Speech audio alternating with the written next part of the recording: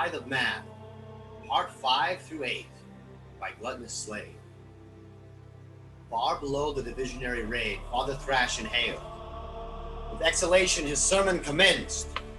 Then, of Krieg, thou art born of sin. You have inherited nothing short of centuries of strife. Not of your making, but of your fathers' fathers.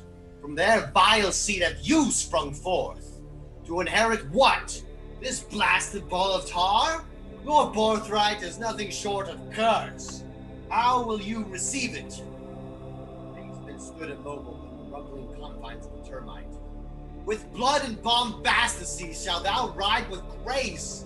I know the Krieg, I know this solemn bunch. Little will you say, and it, Father Thrash hears much. He hears your steady breath, even as we close into the enemy's foulest works. He hears the humming of las guns. He hears the silence of troops screened to battle. The odds are stacked against you, men of Krieg. Gas masks washed and passive.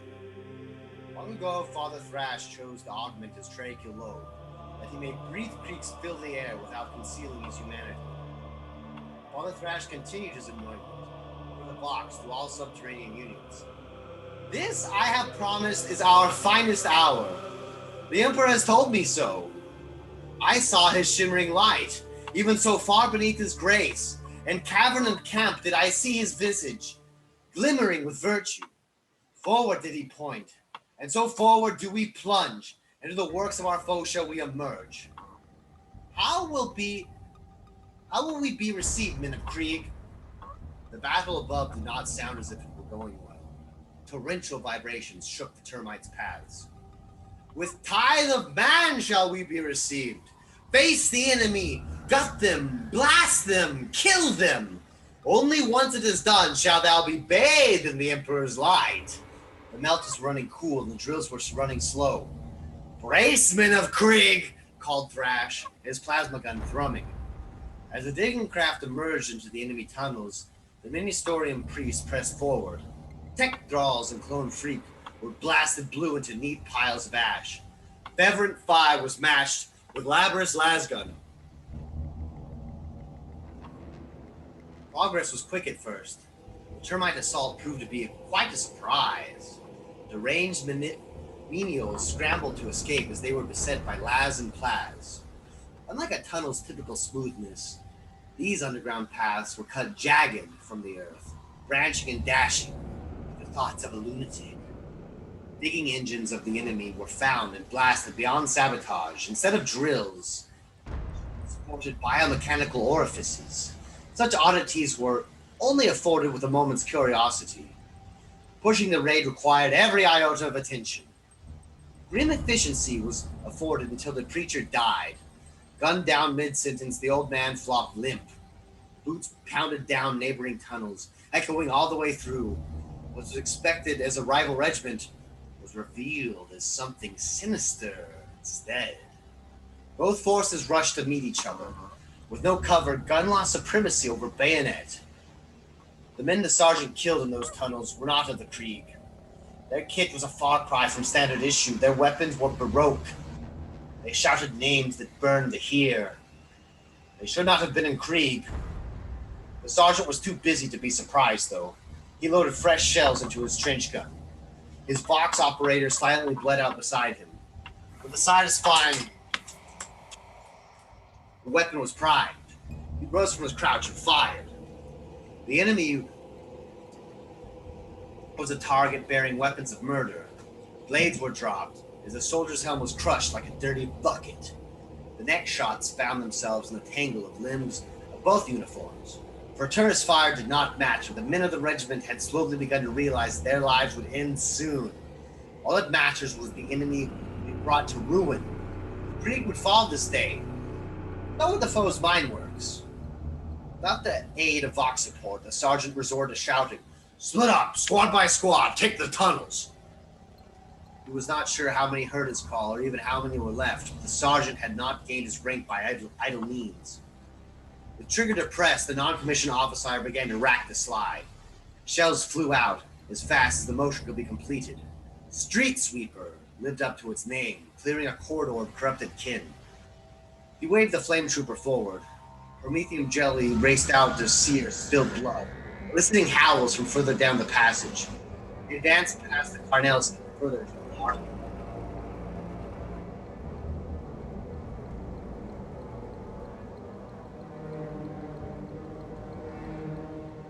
Two squads emerged from the crest of the counterattack.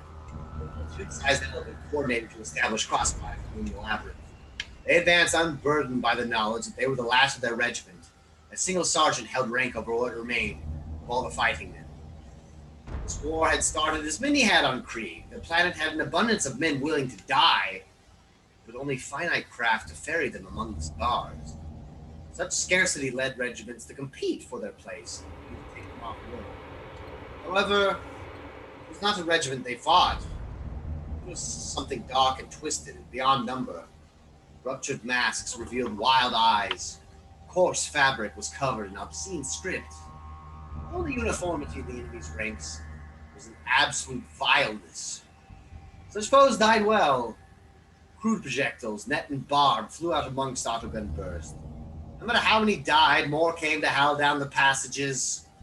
As the party advanced, they left behind comrades, pierced and shot.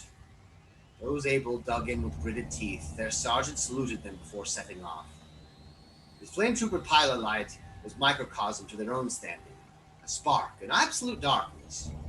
Together did the duo control the corridors, with flame jets spewing to douse crowds of lunatics. Such few had to be used sparingly, so it fell upon the sergeant to dispatch the smaller squads. For every shell casing landed on the floor, nearly a trio of bodies would follow. Such tight confines forged the two to a true hammer of the Emperor. Their untimely demise would be met by simple booby trap, rigged of string and shrapnel. Those deaths heralded a cascade of similar fates. Men not shredded were deeply concussed. The world shook around the Krieg's last corporal. He stood on his feet, link fighting the consciousness away. The squad lay at his feet, wearing their own infantry trail. Get up! Get up, damn you! Ambush! He yelled as the crazed came, waving wild weapons. Wooziness deterred the junior officer's aim. But still, full auto was hard to miss. Several screamers were cut down, singed in limb and lung. Concussion made the world's sharpness lost. Washes of blood were rendered lazy, whereas normally they made the world look more reality than itself. Terribleness and terribility came neutered by the lack of definition. Savage slash cut the corporal. He sagged, firing as he fell. Someone dragged him by the nape of his armor. Someone else added their weight of fire. It was all so confusing.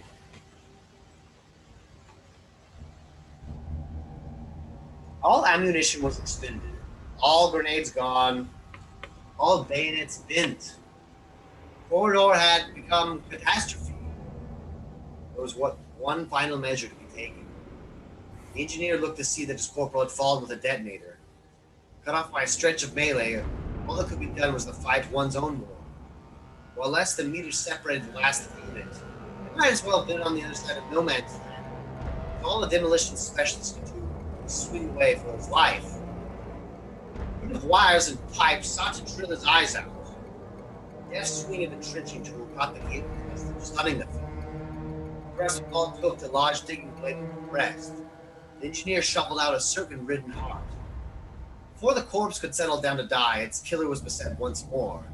Again and again, the engineer killed as his comrades were overrun. In crimson haze, he was only focused on the task of digging, a process honed by experience, but less grisly sort. The sounds of the rest of the combat were muted, the results seeming distant. The tool's hollow construction allowed the process to be repeated with only the slightest onset to fatigue. He made the trenches in the bodies of his foes. Whether their backs were turned, or whether they faced him screaming, the difference mattered little. They each had their flesh scooped out like topsoil. A breastplate was proof to this killing blow. Dodging shimmering scimitar, the engineer grappled his opponent to the ground. From seated position, he proceeded to slam the flat of his blade down. With repetition, the armored enemy's head rolled free, allowed the grace of life to guide it. In an instant, combat was over. The demolition specialist labored for air through his mask. He sat atop the decapitated victim. No one else was left. There was but one final measure to be taken. He grasped the detonator from a pale, bloodless hand. Its red button was both ominous and comforting. Brothers would be joined, either in oblivion or in warp. Either way, the guardsmen would be reunited, avoiding a most lonesome demise. Death would discount the possibility of capture, something no Kriegman would relish.